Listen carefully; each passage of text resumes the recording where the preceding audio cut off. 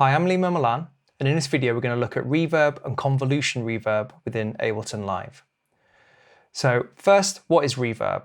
It's the reaction of a space to an initial sound. So a starting sound will trigger the reaction of the acoustic space, and we'll hear the sound bounce around that space until it fully disappears, or what we call dissipates, runs out of energy. So in the real world, that's how sound works. It's sound leaving a source and then bouncing around its actual space. In the computer or the studio environment, we have two key different types of reverb. One is an algorithmic reverb, which is this one here. This is based around mass that's generated in real time to try and synthesize a reverberation sound. And then if you have Ableton Live Suite, if we go to Max for Live and go to Convolution Reverb Pro, this can be added from the download section of your account with Ableton Live. We can load in the Convolution Reverb Pro or the Convolution Reverb.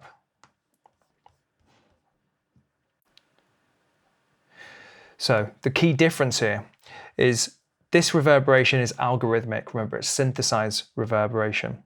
The Convolution Reverb, whether it's the Pro, which has more features, or the lighter version, which is just the Convolution Reverb, this is based around real recordings of acoustic spaces. So this is called an impulse response file, and it involves someone giving a trigger sound, usually a clap or a bang sound, very short, sort of transient sound, very loud amplitude that's very short in duration. And then the recording then captures the reaction and the decay of the sound as the sound fully dissipates in the space and then goes to not sounding out anymore. So the key difference is, although there is mass involved in how convolution works, how it takes that file and turns it into reverb, it's engineered around the recordings of real reverb spaces. So I'm just going to get rid of the Convolution Reverb for a minute, just so we focus on two contrasting devices here. I'll turn off the Convolution Reverb Pro and let's just have a listen to the algorithmic reverb within Ableton Live.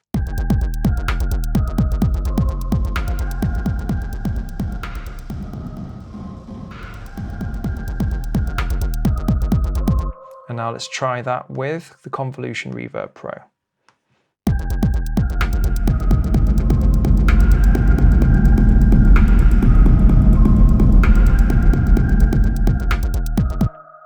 Okay, a lot of difference in how the nature of that sound is created in terms of how it sounds to us. As you might already agree, the Convolution Reverb Pro does sound like a real space a lot more than the original reverb that I played.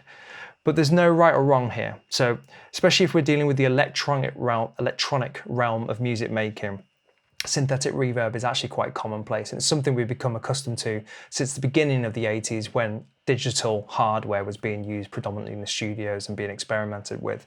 So synthetic reverb is not a bad thing, it's just a different type of reverb, and convolution reverb is not necessarily as pliable and usable as the algorithmic reverbs, but it's still very good to get a good density and depth of sound. So I've dragged these onto my master track. It's not common practice, it was just to demonstrate how severe the difference is between these two reverbs. Now, what I've actually done from the technical point of view is inserted these. So whereas the signal would normally be summed together and merged into my master track as a stereo signal, when it's at its stereo signal stage, before it leaves the computer and goes to my speakers, I've inserted the reverb. So in order for it to work in a natural kind of state, I've had to use this dry-wet balance so we can hear the trigger sound, the source sound, alongside the reaction of the room. You wouldn't normally, in a real space, only hear the reverberation. You'd always hear what made the reverberation happen. There has to be a cause and effect. So the dry-wet when we're inserting devices is really important. When we're dealing with having a reverb that's on what we call a return track, where it sits alongside our mix, that tends to be fully wet, because we'll hear the source sounds within the mix itself, and then we'll feed bits of the actual source sounds to the return tracks where the reverbs live, and then we have source, and then we have that return track with the reverb on, and that reverb could be fully wet because we don't need the dry signal, it already exists in our mix.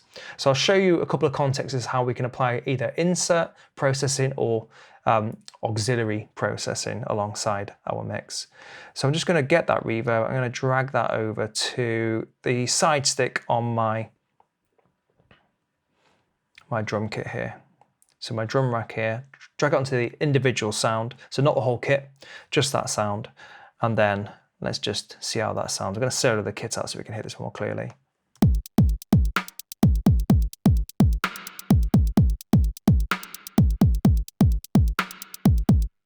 Now on the side stick, I don't mind that it's on just the side stick because it's kind of a decision I'm making on that side stick itself, that it sounds like it needs some decay that could be part of the sound, not necessarily part of the mix. I want to add it to just that sound. Now another context might be, let's say these auxiliary effects here. If I play this track here,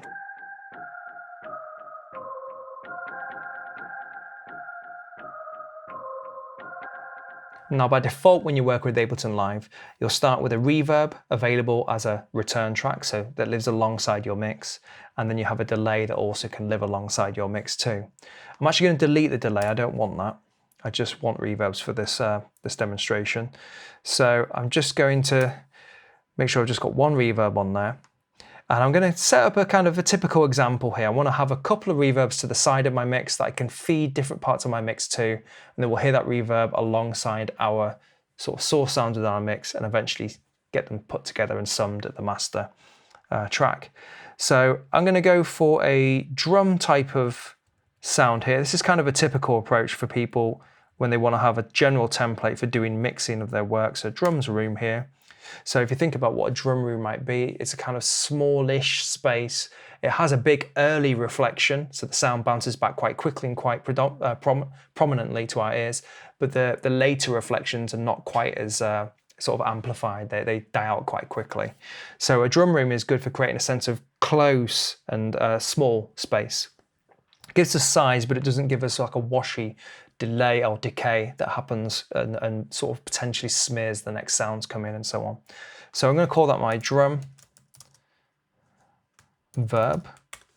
And then I want another return track. I want to make that available to me. So I'm going to go to create, insert return track. And this one's going to be my hall.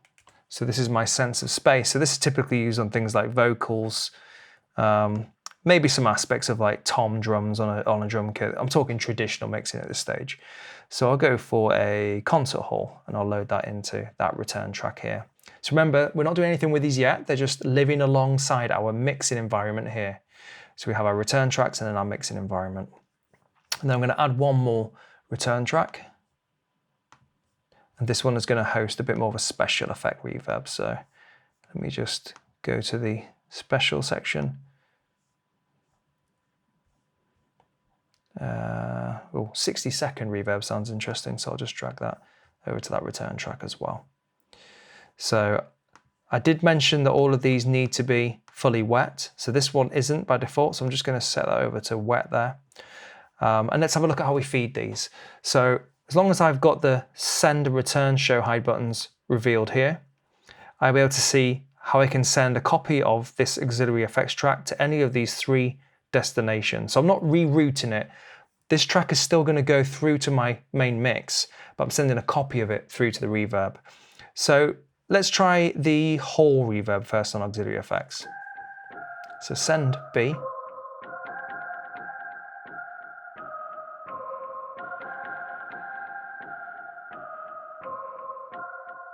So that definitely adds a sense of space to it. It's not as obvious as I want it to be. So I'm actually going to just try and use this 60 seconds control. Not control, sorry, 60 seconds reverb, which is on return track C.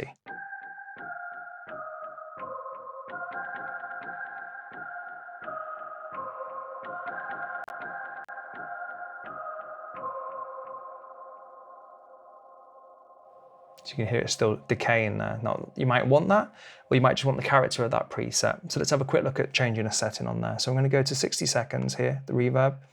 And the decay time, you can see, is set to 60 seconds. So I'm going to pull that back to something a bit more manageable. So let's say 8 or 10 seconds. Let's try that.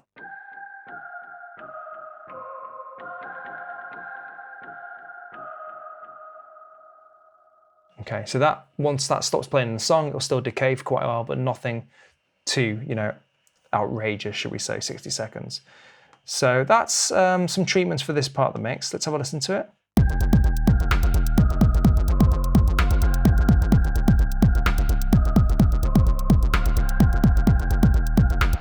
Okay, I'm quite happy with that. What I want to do next is try this drum booth on my drums. So just move over to my drums, and remember the drum reverb is on return track A.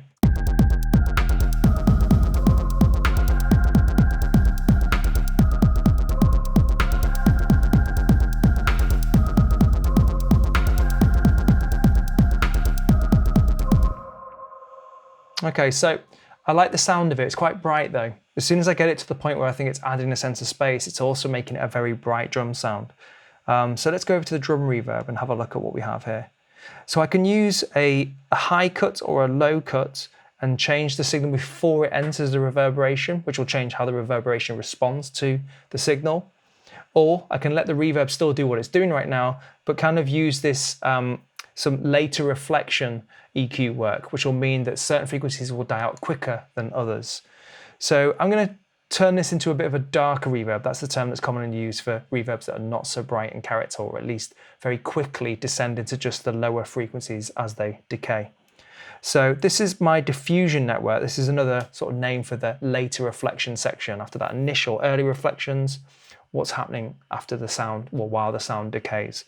So I'm just going to take the high cut here, which I can turn on and off. I'm going to reduce it. So I'm going to make it more obvious than I need it to be to start with. So I'm going to feed loads to that return track.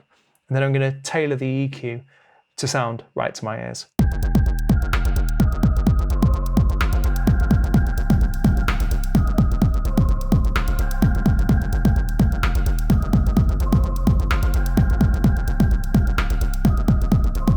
If you want to do finer controls, you can hold Shift.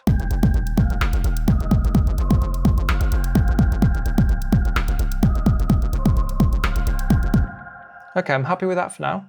So let's have a look at our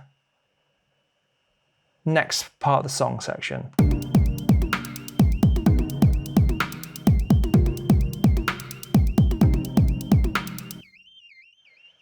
So we have this very high but faint sound. I want to try and get that to come up a bit, but I don't want it to seem like it's piercing and too dominant in the mix. I just want its presence to be a bit more established. So rather than this whole preset here, I'm actually going to get rid of that algorithmic reverb, and I'm going to try out the Max for Live Convolution Reverb Pro. So let's drag that in place of the reverb that was on the whole return track. So now we have Convolution Reverb Pro. We need to set it to fully dry wet, and we can play around with the options of spaces here, but for time's sake, just going to kind of work with what's here. But there's lots of real spaces, small, large, then moving into recordings of actual hardware units, so synthetic units or mechanical units, not necessarily real spaces. They've been recorded as impulse response files as well. So there's a lot of different flavors and colors available in here. So I'm just going to stick with what's there. And then let's have a look at feeding that acid age, which is that high part, to that whole reverb.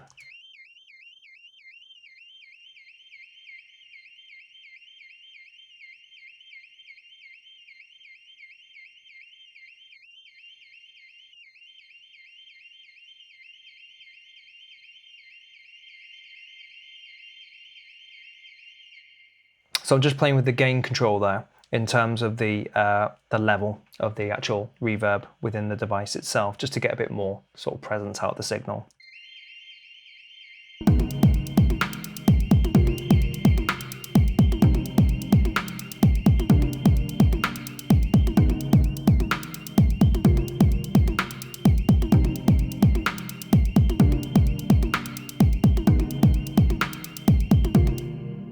Okay, so we've used inserts, dragging them onto specific sounds, which I did with my side stick on my drum kit. We've looked at the auxiliary effects itself as well. And we've looked at using Convolution Reverb Pro as an alternative flavor of reverberation too. So the final thing I want to cover is just how we can kind of break out of this drum rack environment in Ableton Live, which is our combined collection of sounds. It doesn't have to be drums, but predominantly would be drums. Each one of these is being summed on the track and then being sent to our main mix. And if we want to send parts of our drum kit to the return tracks, it's all the drum kit or none of it at the moment. We can turn up that track's overall output, we can send a copy of it to the drum reverb. But I now want to try and bind a tom sound that's in my drum beat. If I just play it, I want to send a copy of that to that convolution reverb for return track B that I just did. So as it stands, I can't do it because it's going to the main output of my drum rack, and it's only at that point I can send the whole drum rack a copy of it to return track B. So what I'm going to do is actually open up the input and output section, show and hide the send returns that exist within a drum rack. It's got its own little sub mixing environment that you can use to get a finished drum sound. And I'm going to add a return chain here, which is another word for a channel. So internally, this would work exactly the same way as it does in the main mixing environment. So I could send this tom here, 909 high. I could send a copy of that to B right now. And on there, I could have a reverb within the drum rack, but it would be another reverb. It wouldn't necessarily be the reverb I want to use from the other parts of my mix.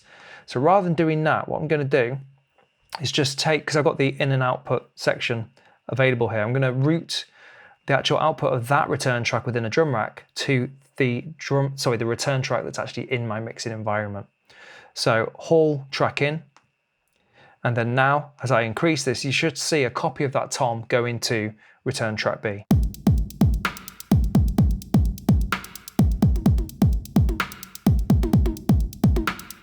Sorry, that was the volume. Let's do the send B. Now, very high in send volumes, it's too loud and it just dominates the mix, but a touch of it will help it sort of have a character for this song section, where I've also added it to that acid age track that we did earlier.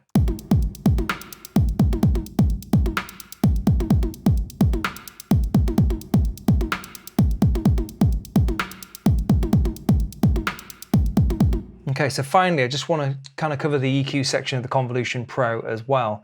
We've got similar settings on this. So if I go to the whole section here, we have the input EQ, which shapes it before it goes into the reverb. And then we have the dampening EQ, which is the same as the diffusion network part of the algorithmic reverb in Ableton Live that we looked at before. So I'm going to let the sound go into the reverb as it originally does. I'm not going to re-EQ it there. I'm just going to change which frequencies tailor off quickest. And in this case, a lot of the Convolution Reverb Pro settings tend to easily amplify the low end, and I don't want that. I want it to be quite an airy reverb. So I'm going to make sure I've got the whole mix running while I do this, so I've got the context of hearing everything together. But if you remember, acid age is going to this, and so is the tom from the drum rack. I'm going to just reduce the EQ in the low end, so reduce the frequencies that are sounding out for a long time, so that the low end should dissipate quite quickly.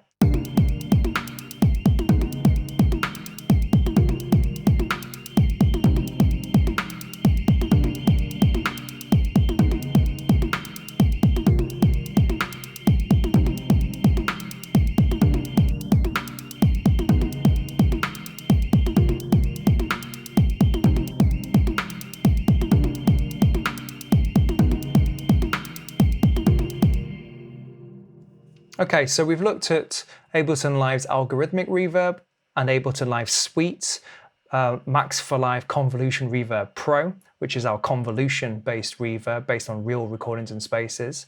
We've looked at how we can apply those as inserts, as auxiliary return effects, and then how we can also get a drum rack to be able to be part of that equation by feeding auxiliary signals out of a drum rack to also feed into those return tracks of the main mixing environment.